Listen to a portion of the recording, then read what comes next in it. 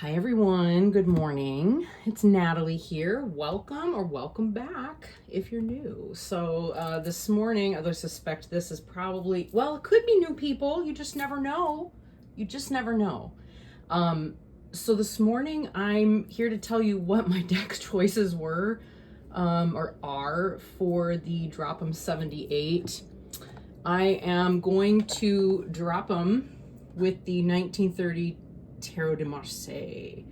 I'm just too excited right now about going back to TDM. I don't know what it is, but any way I looked at it, every time I played, every time I shuffled, every time I drew cards and talked and had deck dialogues, this one just offered like, the messages that this one was giving were spectacular. And it wasn't just that, it was also that the messages it offered, you know, the way it was talking to me, and obviously the box is empty, like the deck isn't in here at the moment, but the messages it was giving me were just, they just were spot on. I don't know how else to describe it. I think that most people will understand what I mean. The hard-earned, I worked with it more as a pairing, knowing that there were certain decks that could be either, you know, the calibration deck or the main deck. But the calibration deck now is really the Serpent and Peacock.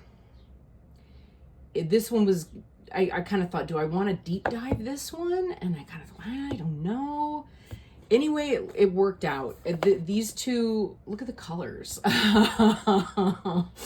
The colors are just sort of completely complementary. And that is how it's worked. The colors, of course, have worked beautifully. And the way that the Serpent and Peacock comments upon the Tarot de Marseille is fascinating. So I was going to share some of that this morning because I found that insightful and interesting. So I thought, what the hey, I may as well just go ahead and show everybody how those two are pairing. So we'll put their boxes away for now. I'm loving this challenge, by the way. Can I just say how much I'm loving this challenge? So here we have our deck number one, the main deck. It is the 6th day. So today my card is the 6 of coins, or of deniers, or deniers, depending on how you want to say it. I can't tell you how much I'm loving this and loving the simplicity. Can I say that? The simplicity. Somebody who loves complexity. I can't believe I'm saying simplicity. I do love simplicity. I don't know. I'm a very, what can I say? I'm always sort of torn. I'm always sort of torn between all of these things, right? So the first day, what do we had? We had our Ace of Coins. It was Sunday. There was a lot going on. And my two calibration cards were what I've been doing. I've been pulling out there we go. Sorry. Yep. Yeah. It seems to be in frame. I've been pulling out the equivalent card from Serpent and Peacock. Let's see if we can zoom in a little here. There we go. That seems a little better, maybe. I think so. Yeah, I've been pulling out the equivalent card from Serpent and Peacock. And then I've been asking the deck, please, I just need you to calibrate this for me. Like, what do I need to understand that I'm missing, right? So beautiful. So beautiful. This, the way in which, our earthly life brings us this. We get the 5 of Wands. Money as the root of all conflict in the world. In so many ways, that is very true. We've also got conflict, I think, in this one, maybe a little bit over land, right? It's the root of all things earthly. We think about the earth suit, but when you think about coins specifically, money specifically gold, specifically currency, right? The warmth and the like, ooh, this is something. When we put all of that on the table, get it? You know, then we get something very interesting. And I like the rawness of the Serpent and Peacock. It is raw. It's medieval art, you know, it's gonna be. But I will say, who is our author? I mean, it's Libra Moon. I think I remember reading who our author is of this deck. Did I leave that book in the other room? No, it's here. It's here. Tarot has been leaving this room and going all over the house, and that's so much fun, and it's also confusing. The way she writes is just amazing. I love the guidebook to this deck. It is so good, and it is a wonderful like art history lesson at the same time as being just a brilliant interpretation. You know, it's just so well done. I know I've said a lot about it. This is one of those purchases where it was like, oh my God, it's the first major, like, holy crap, the price of indie decks has gone through the roof. It's my first one of those purchases, right? When they stopped being sort of like, you know, more affordable. I don't know. I remember buying Kickstarters that were $35. You know what I mean? It wasn't that long ago. Oh my God, the inflation. Anyway, we're not going to do inflation today. Inflation, so many ways inflation works. But you get my point. You get my point. You get my point. So that was day one. That was day one. I was also given money, a little chunk of money, a nice chunk of money on Sunday, by my family as a sort of like, hey, we know you lost a lot of work when you were taking care of your godmother in the hospital. She had just gone back into the hospital. And they were like, hey, let us give you a chunk of cash so that you're okay. You know, we don't want you continuing to have to fight and struggle for money when, you know, there's money available. There is money available from her accounts, and we can make sure that you're okay, and we can do it above board and make it all come together. So it was kind of an awesome start to this because there were so many things that were like this. I also spent a lot of the day on Sunday planting stuff, or repotting, repotting little plants and things. The skulls, you guys remember the skulls, right? That's tomorrow. So I was planting, transplanting rather, things from one place to the other, which was really fun. So that was day one. The Two of Pentacles. Oh, I should say two. I've been taking the D for definition has been coming from the LWB that came with the 1930 Tarot de Marseille. I could use almost any source, but I'm just looking for, the definitions are good. I'm just looking for a basic, simple definition that kind of kickstarts everything and lets me go from there, right? And this has been more than adequate at providing that. Perfectly adequate. So there's that. Then we had, oops, we got to move our little guys.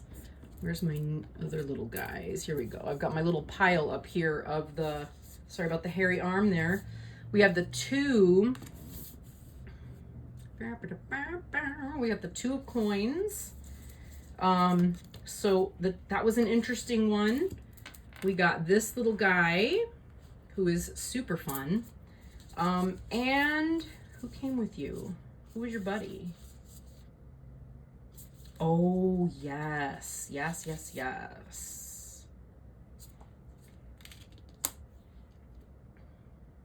Yep. Isn't that interesting? What a commentary. What a commentary. I just find that really fascinating. So that was my little guy. I believe it was this one. I'm pretty sure it was this one.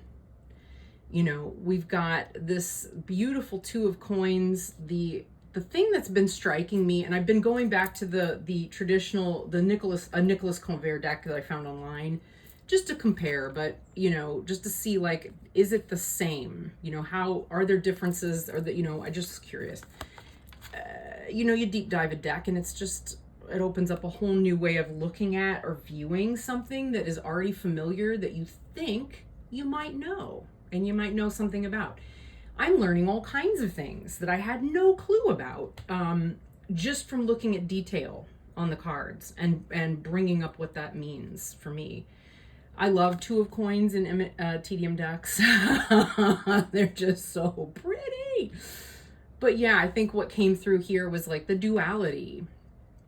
And, you know, in infinite duality, the juggling, I felt the sort of the path. In this case, it feels a little watery, like a river.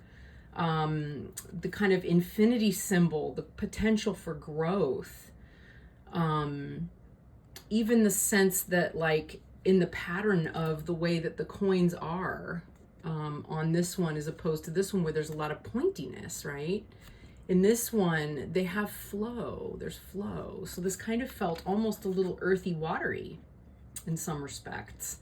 But, you know, reading the definition of this one, I gotta tell you what this little creature is. It's so interesting. I never knew anything about this. It is a, let's just look at the book here, right?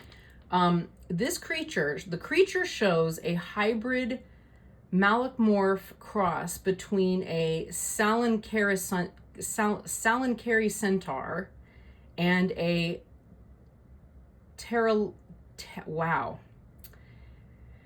Terralapha centaur, meaning mix of bird, man, horse, and the sinistral shell of a snail, giving the impression of being strongly ribbed, and he can fly.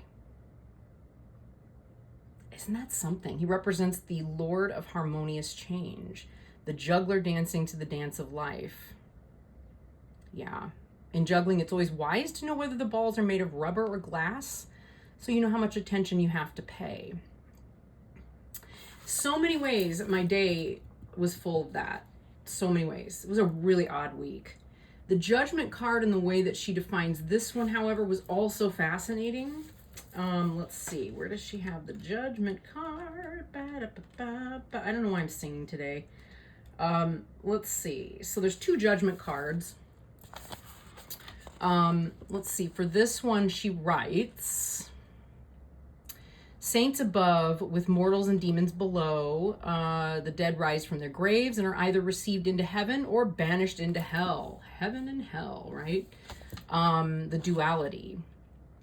In this work, the saved enter a heavenly city, while the lost are driven toward the blazing fires of hell. Don't you love medieval Christian cosmology? Wow. Yeah, there's so many reasons why I'm a Buddhist. Let's see, and why most of you are pagans, I think.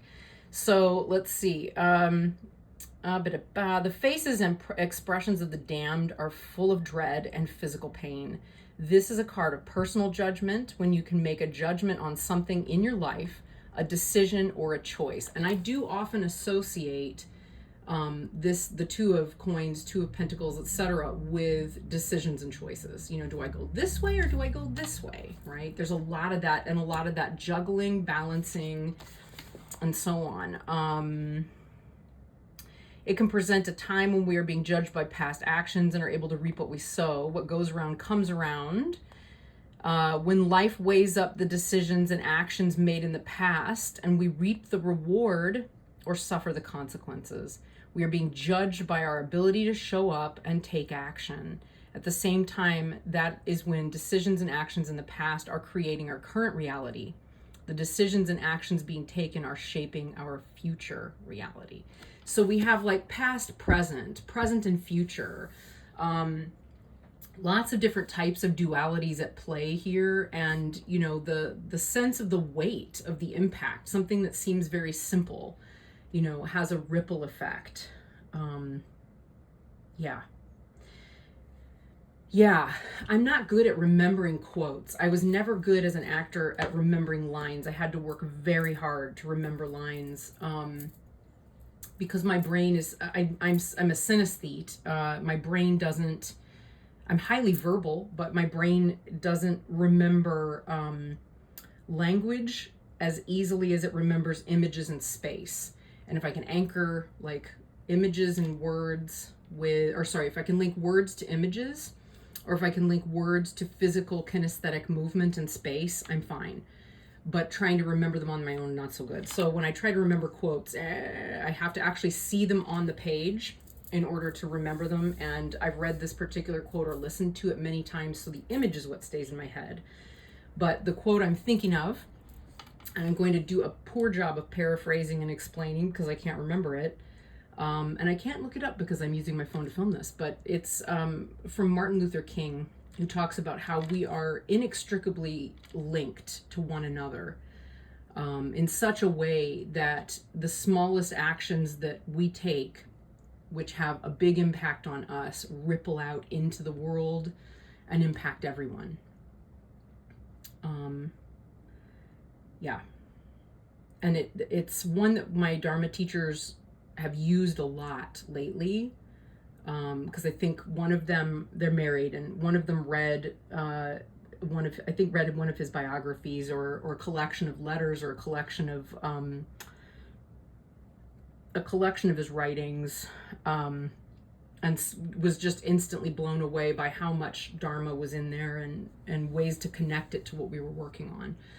So they've been using that particular quote and citing it frequently. I know that it was from one where he was in prison or in jail. So yeah, at any rate, that really is what struck me about this one. So that was day 2. Day 3, 3 of coins, 3 of deniers, 3 of pentacles. This one was interesting because what I see here in this card, so much, and it's why the Marielle makes sense to me as a TDM almost. I've said that before, and I think sometimes people are like, what?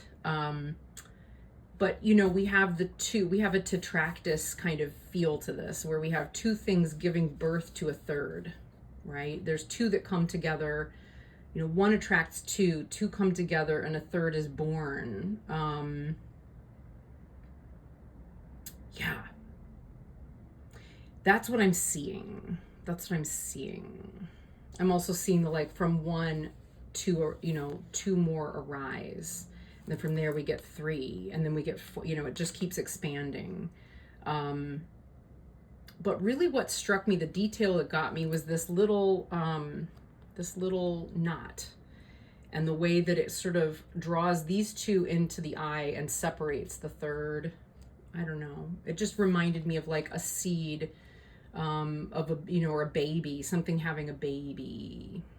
I don't know. Anyway, so that's this one. Let's see, what were its buddies? We had some unusual choices here. So we've got, well, this is not unusual. So we know about this one, right? When we take a traditional RWS, contemporary perspective, right? Yeah, there we go. And then it came along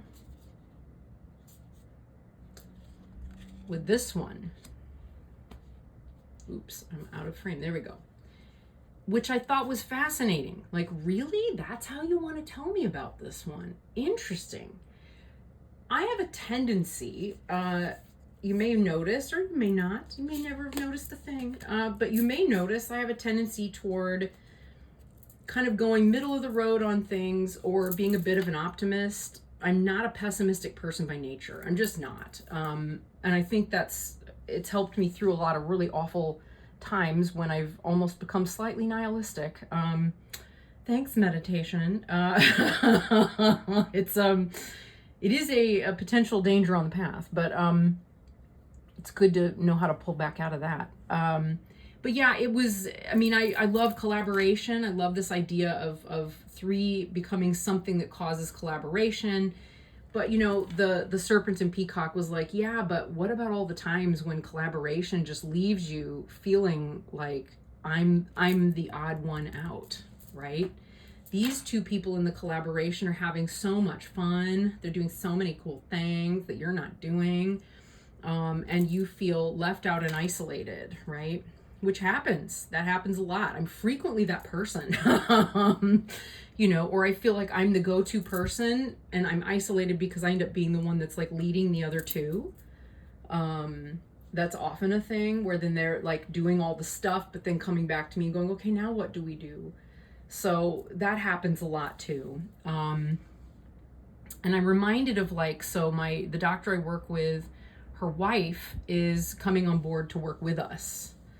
And I do have this fear, like that means I'm going to forever be stuck in the position of being, you know, the person that's like organizing everything behind the scenes and doing all of the stuff that I'm actually not, it's not my great talent, you know, it's not my great stuff, you know, like I can do the billing, I can do scheduling people for appointments, I can come in and help out and like anticipate and jump on top of stuff and fill in with myofascial work and healing touch, and you know, I can bounce around all over the office kind of juggling, but what I really want to do is have my own practice and my own healing practice, and to be kind of part of the team in that way. So I feel strongly that they want that for me, but my fear, of course, is this, right?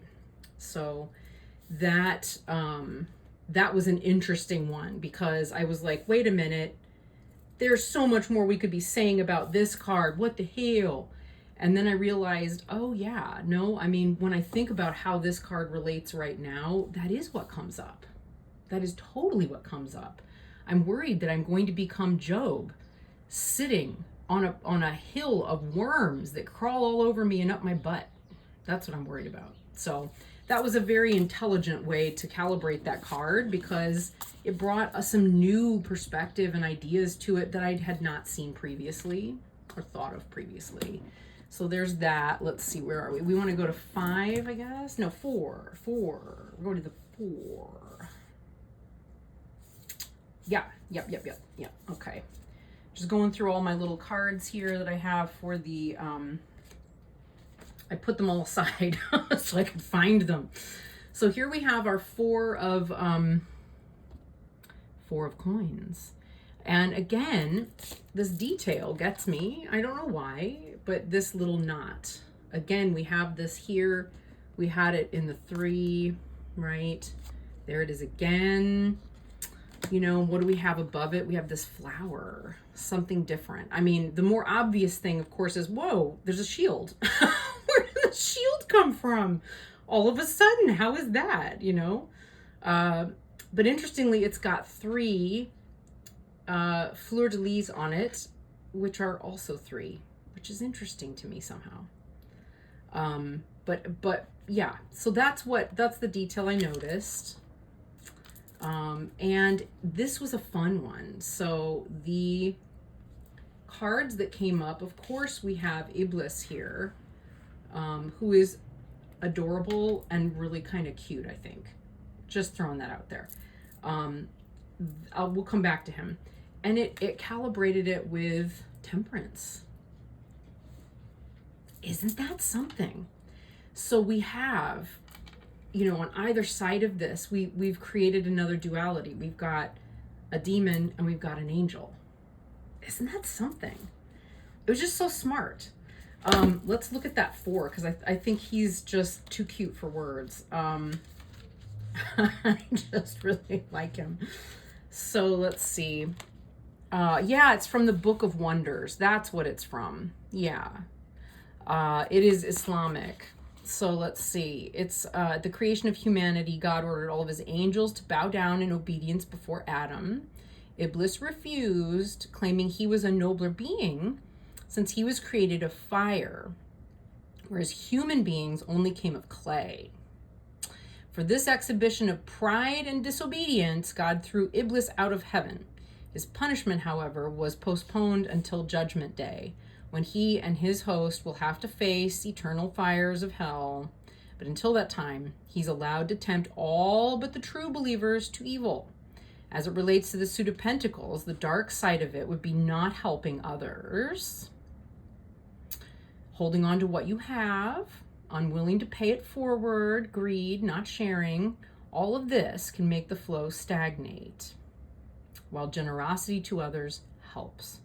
In this card, you can see he is holding on tight to what he has, ignoring the helping hands.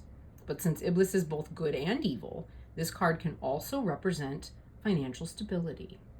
There we go. So yeah, I love him. I think he's so cute. And there's, you know, my heart kind of goes out to him a little bit, because that really would suck. That would suck. Wow. Yeah. So yeah, there we go. There has to be room for beings of, and interestingly, he's a being of fire, but here he's being sort of held in place by earth, right? Fascinating. And then we have temperance. And in temperance, she's got an interesting definition of temperance.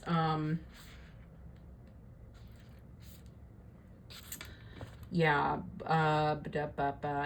a similar time period, Book of Simple Medicines by Matthias Platerius. Interesting. Lots of vowels in there. So the medicine of the Middle Ages traces back to the knowledge of ancient scholars. Medicines from plants and animals as well as mineral substances were used for the treatment of various sicknesses. Yeah, it's a comprehensive book of how-to manual of medicine. The Temperance card is all about balance and harmony, flow and transformation from one form to another. So the things that were being resisted here is what is being highlighted here, which is very interesting. This is a positive card suggesting that there already is, or with a very little effort, you can have a relationship, a job, or a situation that flows and provides what we need. If things get out of balance, the Temperance card is a call to get back in balance, whether it be the subject of health, relationship, job, or personal front. Through the give and take, balance and harmony are where we can find peace of mind and healing. So I really was thinking with this kind of setup, like, where do we get stuck, you know, and how does balance contribute to harmony, you know? And with this here, which to me suggests, you know, almost like heralding trumpets, you know, that are blowing and like, wah, you know, and announcing something royal coming forward. There feels like a sense, you know, I don't know. I'm still working with that one and kind of assimilating it, but that sense of the way that wealth makes us feel that we're better than others when we have it, or we have control of it, and the ways in which that power or that sense of being able to heal, you know, that original wound that we all have in some way of not enoughness, right? That I'm not enough. I'm not lovable. I'm insufficient. I'm unworthy. You know, every one of us has that wound in some form. So what is that? Where does it come from? Do we inherit that? Yeah, those are the kinds of thoughts that come up. And I didn't really have a life situation that day that really mirrored this, but this contemplation stayed with me all day, very, very deeply. Yeah, so that was a really cool one. Also why I was like, yeah, I'm so working with this deck. The way it communicates is just so cool. So then we get to the 5. This was yesterday. The 5 of coins. And what I was noticing, right, is how similar in composition they are. The 4 and the 5. What we have ultimately, you know, it's like this, the shield has been blown open by something. And now we've got something else that's been revealed, maybe a wound. It's something that feels to me like it's being protected, imprisoned, held in, removed, isolated. You know, it looks soft and cozy because of the swirl and the curviness of the leaves, but then we have these points, right? Like almost threatening. So maybe being held against your will, or things aren't all what they seem. Yeah. And again, what do we have down here? We've got that little knot. So this is all kind of arising out of the same place that started with 3 on some level for me. Yeah. So that's where I started on this one. We've got the 5 of coins coming from the serpent and the peacock. This is a cat removing a mouse, you know, and again, it's an RWS kind of interpretation. And something she points out is like, don't worry, you know, there's always going to be enough mice. You know, we don't have to worry about where the next mouse is going to come from. There's always going to be another one, and that kind of thing. This made me laugh out loud almost, because this card featured very heavily in why I ended up choosing and going with this deck, because you'll get it in a minute. If you saw my walkthrough originally of this deck, of this one, you'll get this, right? So yay, look at that. It's the 5 of Cups, and it's the Misery Loves Company, or, you know, version of the 5 of Cups. That's just what comes to me, is the Misery Loves Company. Like, everything is so bad. You know how bad it is? I'll tell you. It's so bad that it's like this. Oh yeah, well, it's not as bad as the bad that I'm dealing with. Let me tell you about how bad my situation is. Oh, well, it's so awful. Or, I didn't think things were that bad. Oh yes, they're terrible. Let me tell you how bad they really are. Oh, you're right, they are bad. You know, it's that kind of thing. Now, why that's funny to me, when I was doing my deck interview, as many of you know, if there are double cards, depending on the deck, depending on how I feel about them, I frequently will leave them in. I do. I think it's, and this is why. Here's why. So I shuffle, and the other 5 of Cups jumps out, right? And I'm like, wait a second. Or no, it wasn't even while I was shuffling. Let's see, where is it? It's a more traditional 5 of Cups. We may or may not be able to find it while I'm telling this, but it kind of jumped out like within just like the first shuffle of trying to pick up the deck and start. And I thought, oh, I'm not going to take that, because I don't even remember what the question was that I was asking or what I was trying to get from the deck at that moment. But suffice it to say, it was just, I just thought it was funny, that it just decided to give me the 5 of Cups. I'm like, really? That is what you want to put forward? What a personality you have. This is what you're, it's got to be at the very bottom, inevitably, or I've just passed it over and didn't realize it. I was like, you're going to show me your ass first? That's where you want to go, huh? And the deck was like, yup. And I thought, yeah, I don't think that's really yeah, I don't know where it is. It's in here somewhere. But it was in response to a specific question. So I put it back in, shuffled, did my whole thing, took a breath, and drew a card that way. What came up? The other 5 of Cups, right? The other 5. Oh, I know what it was. Gosh, why is it so hard for me to think? I'd done all the shuffling. That's right. I'd done all of the shuffling, and I was getting ready to put the deck like this and take a deep breath. And before I could do that, the 5 of Cups had jumped out. And I was like, okay, I didn't ask the question yet. I'm going to clarify it. Hang on. I put it on the bottom of the deck because I'm like, oof, don't want to get that one. You know how we are, right? And then took a deep breath and blew it out, cut the deck, pulled up the next card, and it was this one, right? So I couldn't escape. It was like, no, you're taking this. You're taking this message. And that kind of reinforcement and like, no, you're going to hear the hard shit whether you want to hear it or not, is why I love this deck, in part, right? It's just got that, and it's also got a sense of humor. It's a pessimist where I'm an optimist. There's all those things. So there's a balance that gets brought by this one. Yeah, I love the way in which, you know, there's always an emotional connection to this moment, right? The 5s have such a specific energy. And the message to like look at, you know, not only how does the emotion affect money? How does it affect that feeling of being imprisoned or isolated because you don't have access to something, right? And I love what she writes in here about this 5 of Cups. Let's see, where is it? There it is. Oh, here's the one I was looking for and clearly just passed up at some point. Yeah. I prefer this one. This one makes me laugh. This one feels more like the RWS, right? This one feels like it has more potential to it. And it's taken from a desert landscape, but see, what does she say about it? The Five of Cups can be the card of heartache, but in the arc and range of human feelings and emotions, it's something that we must all experience from time to time.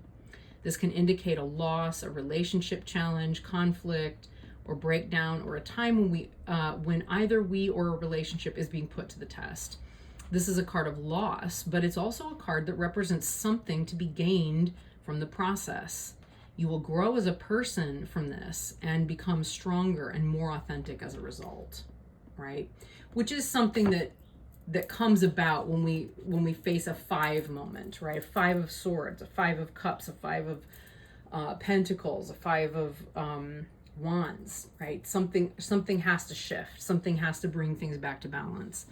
So what I then see, and interestingly, so again, this one always evokes my godmother for me because of her situation that I've been working with for months now. And she was in a serious 5 of Pentacles mindset and a 5 of Cups mindset. Not yesterday, but the day before, on my day of 4 of Pentacles day, she was in that space. And yesterday, what came about was a total change of heart. You know, this idea that we have that we're so isolated. Interestingly, I think I have it marked. I was reading Pema Chodron's book, When Things Fall Apart, looking for some things that I could offer to my best friend because her father-in-law just passed away. Yeah, she let's see, in here, well, I'll leave this because it's not as so she has a little story in here. She says Stephen Levine, who's a Zen Buddhist, or I guess a former Zen and Tibetan Buddhist who went, I guess, more or left Tibetan Buddhism for Zen. I can't remember now. When I was in seminary in Korean Zen, I was reading a lot of Stephen Levine. But anyway, he writes of a woman who was dying in terrible pain and feeling overwhelming bitterness. At the point at which she couldn't bear the suffering and resentment any longer, she unexpectedly began to experience the pain of others in agony. A starving mother in Ethiopia, a runaway teenager dying of an overdose in a dirty flat, a man crushed by a landslide and dying alone by the banks of a river. She understood that it wasn't her pain, it was the pain of all beings. It wasn't just her life, it was life itself. When we awaken this bodhicitta, this tenderness for life, when we can no longer shield ourselves from the vulnerability of our condition, from the basic fragility of existence, in the words of the 16th Gyalwa Karmapa, you take it all in.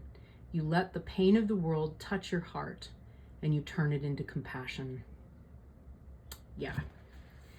And she further says, it is said that in difficult times, it is only bodhicitta that heals. Yeah. When inspiration has become hidden, when we feel ready to give up, this is the time when healing can be found in the tenderness of pain itself.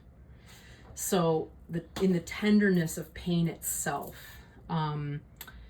you know, my godmother, who was furious, she was angry with me. She had some gout in her wrist, and it's pseudo gout, which is not the worst kind of gout. It's just gout. But it's a different crystal. It's calcium crystals instead of uric acid crystals. So she was just feeling really angry and isolated, and you know, she was pissed at me for not dropping everything and coming to sit with her. I did explain, you know, the last few times you were in hospital, you know, you were either having a psychiatric issue, or you were having you know, a moment where you literally could have died. And so I was really needed, but this time you have gout. You know, we weren't sure if it was cellulitis, so that's why she was in the hospital. We didn't want her to come down with MRSA and be consumed by it. So I said, once we knew it was not MRSA, that's when I said, okay, I don't need to be there. You know, I need to do other things because this could take over my whole life. But she pulled out of that like anger and fury and rage, and suddenly stopped yelling at everybody and began apologizing. You know, something opened up for her, something shifted. And she maybe realized that she wasn't alone, or some, you know, something shifted. And I spent a lot of time with her yesterday. We didn't quite get to it. I don't know quite what shifted for her, but something did. And then of course today is the 6, is the day 6. So we have the 6 of coins. And I love the way in which, I haven't done it yet. And I won't do it on camera because this is going to be the longest ever video. My last one was so long. But, you know, we go from this shielding, this sense of isolation, the sense that, you know, something is being locked up, locked away, kept away, and then something in the center just bursts open, and there's more than there was before. You know, there's wealth, there's balance. You know, interestingly, you can turn this one upside down if you're really paying attention and see that it's different, right? Something's different. But with the 6, any way you look at it, it's just pretty balanced and harmonious.